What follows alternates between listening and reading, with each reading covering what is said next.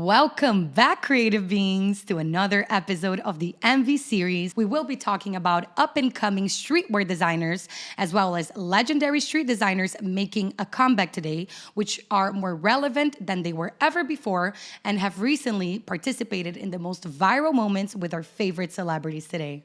So we consider that these designers are the king of chess. They're the centerpiece of the industry right now and are making great moves in the fashion industry. This is very true, Amanda. And creatives, in this super special episode, we have handcrafted designers who truly have inspired me and who I've also been lucky enough to say have participated in my journey and in my career. They are fearless and they have fought so many different battles and difficulties to be where they are today. And now they're living their dreams, changing the world one garment at a time. So I cannot wait to start.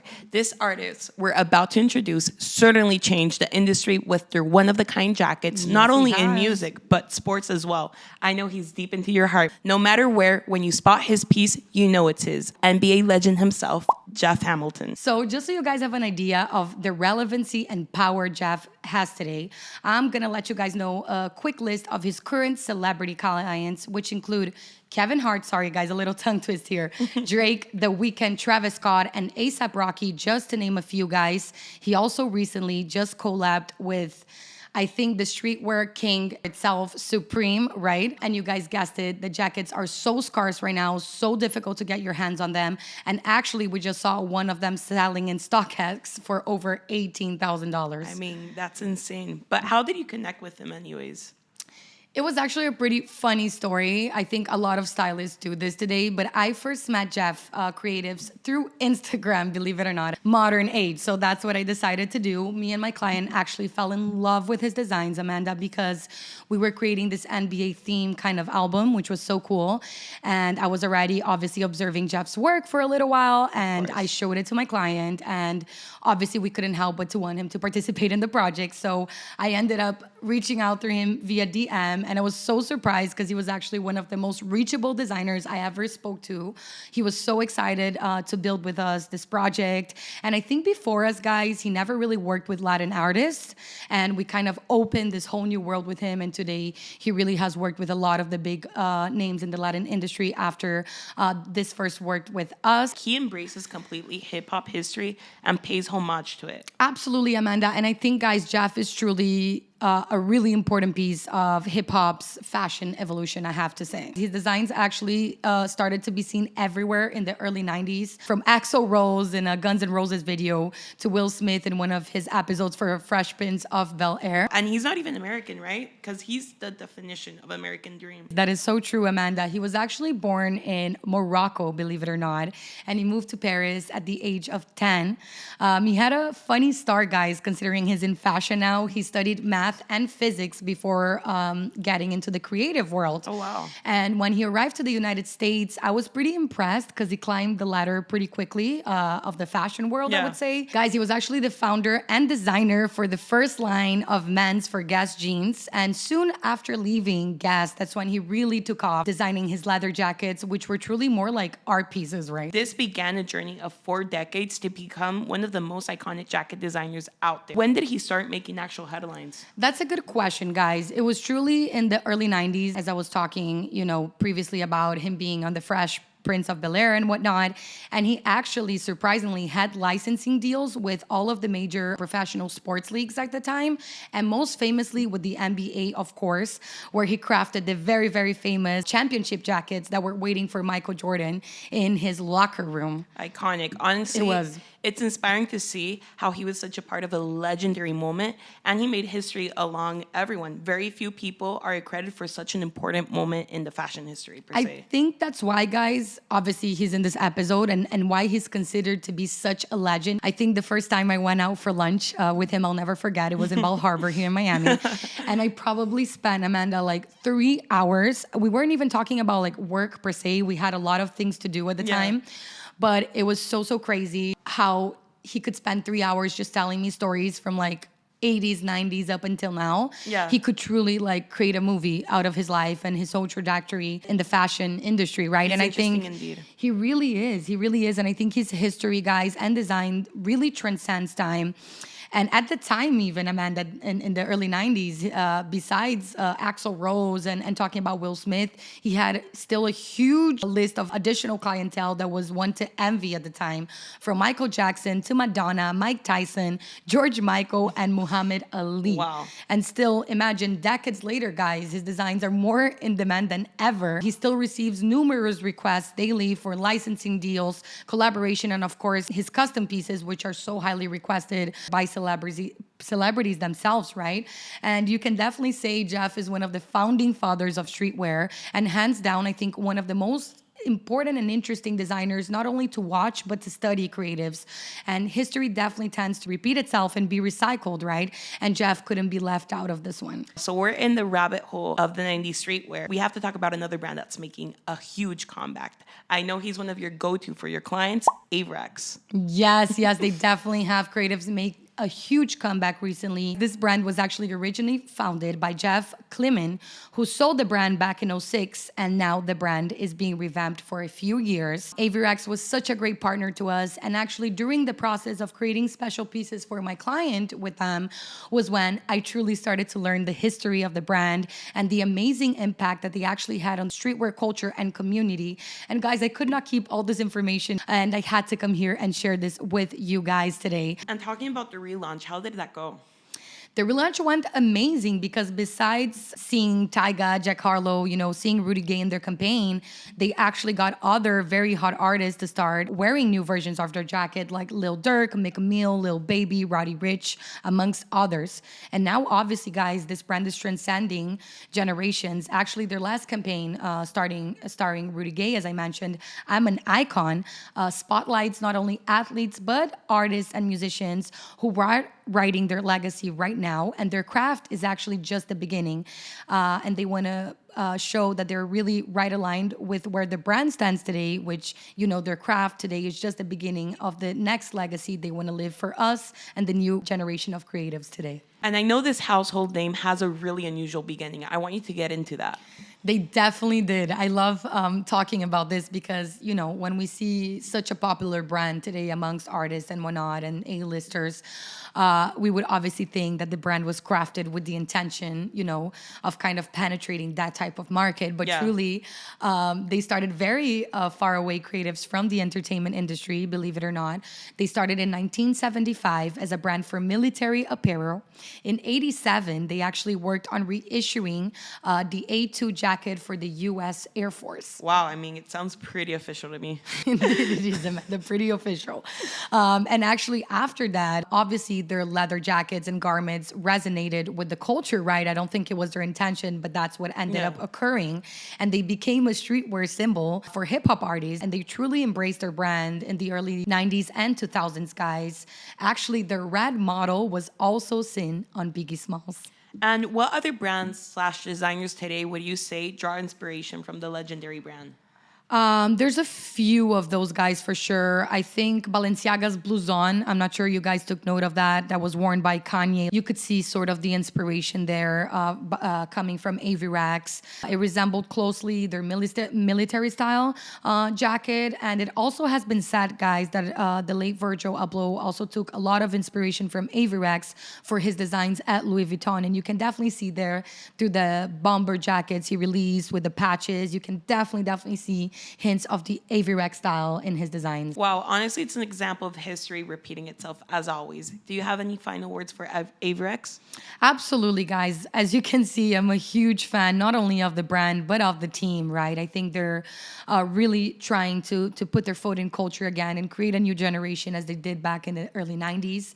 And I'm so excited to see the impact that they have now on the new creative generation and on our culture today. It's pretty amazing to see these brands influencing the present. They're more relevant than ever, and I'm super excited to see that. And I have to say, it's a really interesting time to discuss this current upcoming brand. It really, really is. I also think so, Amanda. Guys, these up-and-coming brands, I actually had the great pleasure of being able to collaborate with them already with past projects and clients. And I out of all of them, would absolutely love to start with none other than Tommy Bogo, who sees the world from his own unique lens, literally. And before we take you through Tommy's lens, let's mention a few of his latest buzzworthy moments. Definitely, guys. We cannot leave this out of the equation. So, creatives. Most recently, he has actually dressed and collabed with Bad Bunny and J Balvin. He designed some glasses called the LED Scouter glasses, which actually have a LED light on the end of each side of the glass. He actually re-released this LED glass collab with J Balvin himself, and the collab was actually a first hint at electronic products for his brand. Sign that Bogo is obviously, guys, a game changer, pushing forward every boundary in this industry and morphing fashion with different industries such as technology, obviously in his case, right? And guys, his designs have also been seen in, of course, Angus Cloud, our modern fashion icon today, and Diddy's son, Christian Combs. He's truly a man with a vision. He brings newness to the industry all the time. Fact, guys. Tom Bogo reflects the life of Tommy, and not only that, also current events in the world today.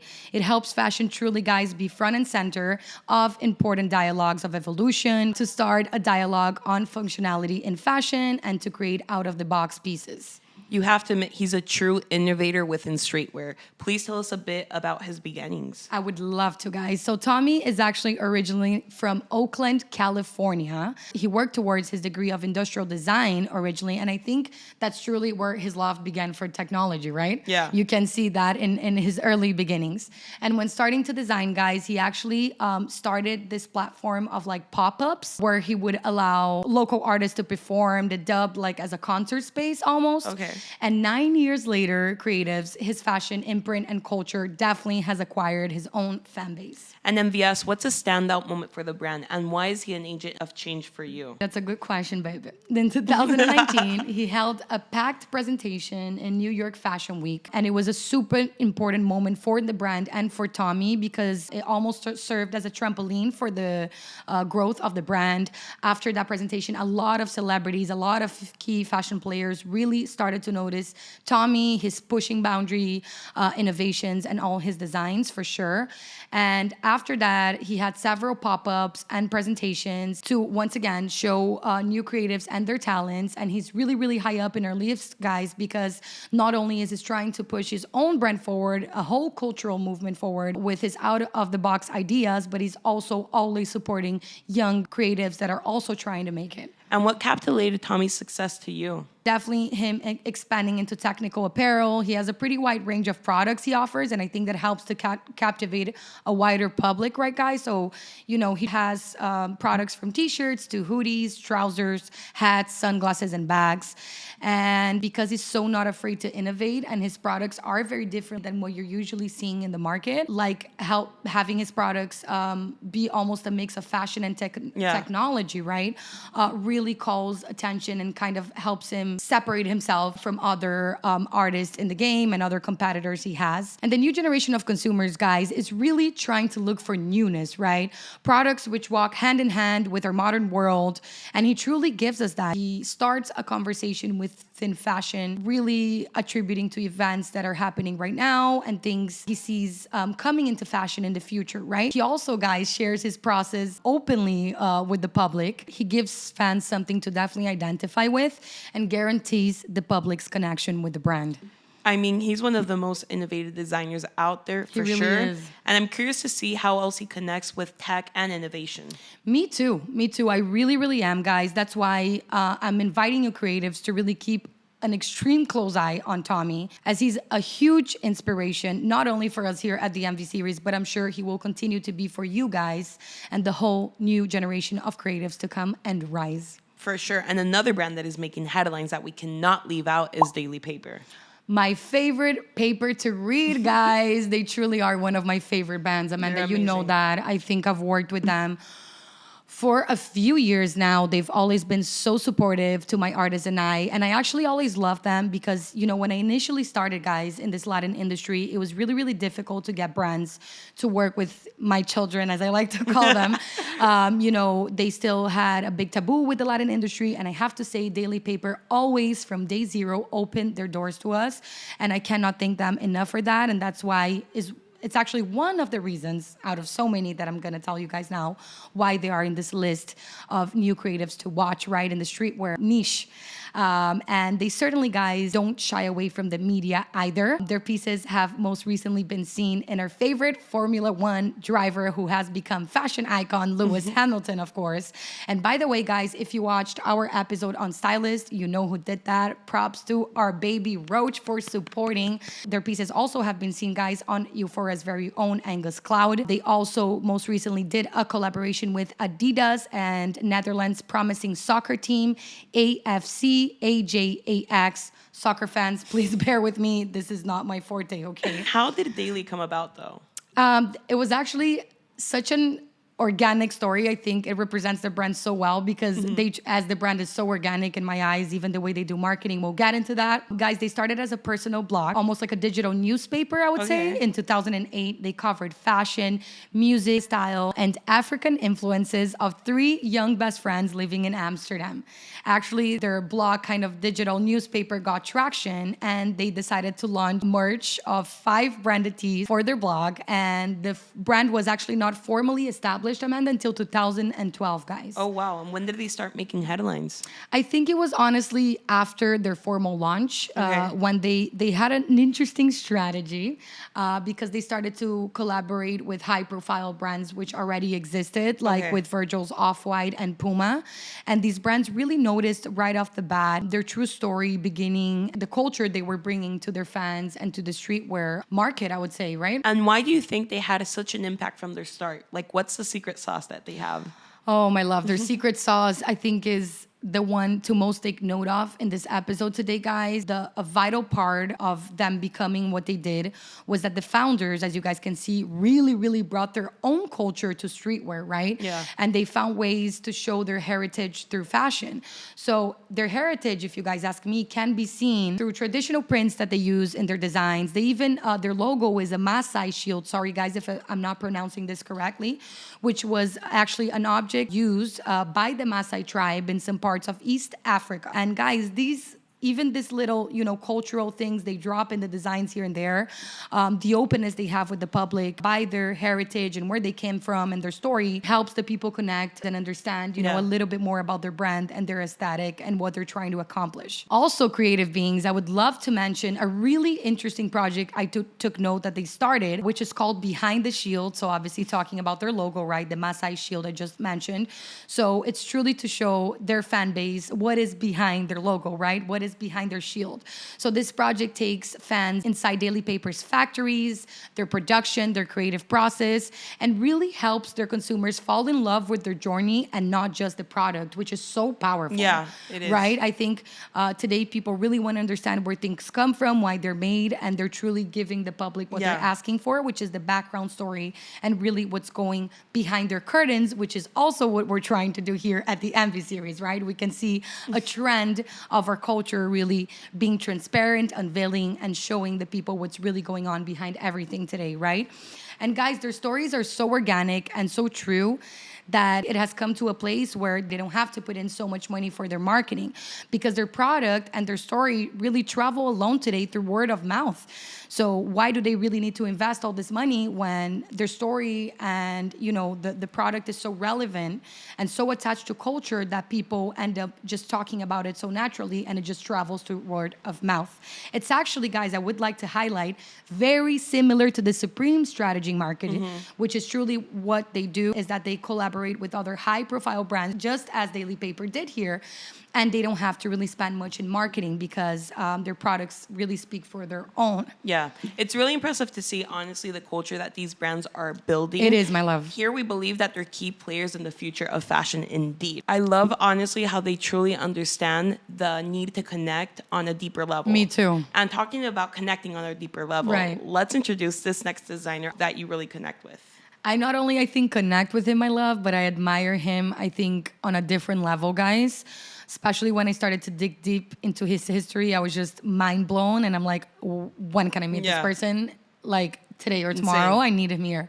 But anyways, guys, this next up-and-comer, if creatives, I can even call him an up-and-comer at this point, is probably one of the most inspiring designers today. Without any further ado, I would like to introduce Colm Dillon from Kid Super. You probably have seen his masterpieces on Gucci Mane and Lewis Hamilton, right? You guessed it, mama, our fashion icon. And these guys are just two of the hundreds of celebrities Colm has been dressing lately. He's definitely a celeb fave now. And in the past year, he's even had one of his designs displayed in the Met Museum. I mean, he is a really eccentric designer, we can say. Yes, ma'am. I feel that I will relate to this one for sure, so please spill more on him. I have no doubts you will, my love. So, guys, he actually grew up between New York, Mexico, and Wisconsin to Spanish and Irish parents. His main inspiration is to portray the visual of freedom, and you can definitely see through that in visual of freedom in his clothing, right, Amanda? And he has said that when you're a kid, guys, anything is possible, right? We always think that as a child. He never truly lost that spirit, and that's why he named the brand Kid Super. I mean, I think I never lost that spirit too. That's why I have the position I have. I'm sure you did not, Mama. We can testify to this, and so can the creators back home. I'm sure of that. And guys, this brand is truly an extension of himself. His clothes are an exaggerated form of his personality, he says. And he started Kid Super, obviously, as a kid, right? And he used the clothes as a starting point for all the creative projects he wanted to do. And how did the idea of a clothing line actually come about? Maybe a lot of you will relate to this situation. So Colm, you know, when he moved to New York, he couldn't really afford the Supreme, the Bape, I guess even at the time, the Avery X and the Hamilton. Yeah. Right? So he decided to make his own clothes to be cool and stand out. He started a t-shirt company with his friends back in high school. And actually, guys, when he started to produce the t-shirts, he took it to a skate shop back in New York called Blaze. And the guy that was actually producing them for him said, oh, so what's the concept of the brand? Like, what's behind it? And he started to ask himself, like, oh my God, I actually don't have any concept. Like, I'm not sure what this guy's talking about. So he realized the importance of really developing the brand and the concept behind it. And that's exactly what he went ahead and started to do. He focused on creating the concept for his own brand. And his official launch was actually when he was 17, 18 years of age, guys. And he decided to do it solo and ditch his high school friends at the time. And how did Colm set his foot in fashion and got into the celeb mix anyways? I don't get tired of saying this, and you guys know that. Persistence, persistence, and more persistence, guys. Before Kid Super took off, he was actually a huge Mac Miller fan, believe it or well. You believe it because you are too. Of course I do. But anyways, he decided to befriend all of his crew, all of his friends on Facebook. Started profusely messaging the people like, yo, this is my brand, these are my products. Until one day, finally, one of the crew members called him in. He said, yo, Mac is in town. Do you want to come in and show your stuff finally after you've been like nagging us for I don't know how many months at that point? So he went there, met Mac. And surely enough, Amanda, a few days later, Mac was seen in Spotify promo pic, iTunes promo pic, guys, my bad, wearing Kid Super cap. Wow. And after that, other key players started to notice him, right? Absolutely. He actually starts his store, but he built it in a place where, you know, there wasn't much foot traffic for him, but he kept persisting with it. Actually, at some point after that, one of his friends worked at Converse. He was telling his bosses like, yo, I know this kid is so cool. He knows what's cool in New York and what's not. So Converse decides to call Colm to ask him and get his guidance on who was cool and who was not for a shoot they wanted to do with a New York person. And after a few conversations, they realized he was actually the coolest kid in town, and they decided to do the shoot with him. And he actually got paid $5,000 at the time, and he decided to revamp his store with that money. I do remember a pretty crazy story you told me. Can I tell it? Oh my God, I was waiting for you to tell the story. Okay. But before I do, let me just tell our creatives here. Colm is actually a huge soccer fan. And when he moved back to New York in 8th grade, he continued his passion for sports by playing soccer. So the story begins with Colm was really into music. When he decided to create the store, he created inside his own store an actual music recording room. So he created Kid Super Records as well. He had no money for decor, so he stole them M&M vending machine slot to use as a door. I love this story. And he got it from the soccer stadium. He actually says, too, that he even dressed up as like a maintenance guy to steal that door. Oh my God. So yeah, he decided to have his own studio, and it went pretty well. And even Russ was one of the artists that recorded it there. Yes, creatives, this is indeed very true. The story is legit. We had to like triple check the facts to make sure we weren't insane. Literally. But the story is true. And the most incredible fact is what Amanda just said. Actually, back in the day, very well recognized artist Russ was having his start and recording his initial music at Kid Super. And it's so insane to see, guys. And this is why you see here at the MV series, we do see fashion and the whole of entertainment super interconnected. And as you can tell, they truly are by seeing these two artists having their beginnings together, right? Both sure. with fashion and music, respectively. And it's a crazy coincidence and honestly magical to see that they both have made it today, guys. It really is. And after building the store, what was next for him? And after fulfilling his goals, guys, to create the store, obviously, and studio, in 2019, guys, he decided to show his collection in Paris Fashion Week. He admitted today that he was short of $20,000 to actually hold the performance. Wow. But he decided to do it anyway, boldly, as he always does, right? And it was worth it, guys, because Vogue ended up writing on him as a standout star of Paris Fashion Week, and he was completely unstoppable after that. I do have to say that after his Paris Fashion Week, that's when I personally took notice of his collection, of his amazing talent, and I actually wanted to start to collaborate with him. And what was one of his latest accomplishments? Okay, there's a few. So he was actually announced as a semi-finalist for the LVMH prize for designers with 2 collections under their belts. Wow. This was back in March 2021. And after that, Amanda, I have to say I started seeing Kid Super absolutely everywhere, guys, from Angus Cloud and Joey Badass to Dua Lipa and Jack Harlow. His magic is truly daring to dream big, no matter what the circumstances are. And he actually just launched his Autumn-Winter 22 collection, which he actually made a short video for the show. And the video was absolutely genius, guys. He was actually trying to show his come-up story of him and the brand. And it's funny because you see like all these different personalities from music, from fashion together once again, proving these two worlds walk hand in hand. So you see in the video Marc Jacobs to actually Joey Badass himself. And it's basically Colm trying to pitch the brand to Marc and like having Marc turn his back on him, which is so hilarious and truly shows, kind of Colm's and Kid Super journey to success. And truly, guys, what type of brand and designer puts all of these people from all these different worlds and industries together? I've never seen before. It's truly a work only set out for Colm Dillon. I love that every time he has a chance, he shows how unusual he is. He really, really does, Amanda. Colm, guys, is right at our wavelength here at MV Series. He literally has said in the past that the new generation aspires to be designers and creatives more than musicians.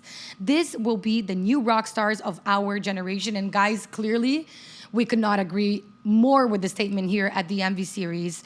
Colm is both as relatable as he is a fearless genius in our eyes. And if his story is not inspiring, boundary breaking, and a leading force for new creatives, then hell, what is, guys? As we can see, all 3 up-and-comer designers presented today understand the importance of unveiling the curtains of the creative process and creating a more democratic industry for all creatives today. And so do our 90s icons. Absolutely, guys, absolutely. And by seeing the new generations of designers, it is really, really important to take note and understand the origins of streetwear and why they are evolving into the direction they are today with their new brands. Avi Rex and Jeff Hamilton have definitely been part of the initial streetwear culture movement, and they have helped to shape this culture themselves with their brand and product. And now their designs are more in demand than ever. And we ask ourselves why. That is because design, guys, is connecting through culture more than ever before. New designers truly are understanding this, thankfully, and they're pushing this forward in new, innovative ways. They are now not only carrying the legacy of these previous brands that started in the early 80s and 90s, but they're actually pushing it forward through their own culture and experiences as a mean of change. I completely agree, but I do have to say, we actually took notice recently of a highly controversial post by Business of Fashion. Yes, we did. Claiming streetwear is not as influential anymore in high fashion. Yeah, guys, that was a pretty controversial post. For sure. I remember when I first saw it, I called Amanda right away. I was like, Mama, we have to talk about it. We absolutely have to talk about this because honestly, I'm such a big fan of the streetwear culture, Amanda, and I've worked deeply within it. it was a bit of a shocking moment to me to see that post. And I noticed that for a lot of people, it was too. Especially, you know, there were a lot of people saying, is it really over though? You know, like we see this is still more present than ever in fashion and in our culture. It's still what drives the biggest sales for the brands, you know, and other people saying, how can you guys even say that? If we just saw the collection in collaboration of Balenciaga and Adidas, that makes no sense. And then we noticed, on the other hand, observing other comments, mostly by older generations, saying they agree with the post, that they do think, you know, streetwear is becoming less and less influential, while the younger generation mostly disliked the article in general and didn't agree with the information within it, right? So we really wanted to know, guys, what's your take in it? Leave us a comment on what you think really is going on with the streetwear within fashion and its influence in the bigger fashion households and in the culture and community of fashion itself. And if it's something you guys would like for us to discuss here. That's right, because we never get tired of talking streetwear here. I want to remind you guys that we are streaming on YouTube, Spotify, Google Podcasts, and Apple Podcasts, as well to follow all our other social media platforms like Instagram and TikTok, all under the MV series. Thank you once again, guys, for joining us today. And we cannot wait to see you guys once again next week right here at the MV series.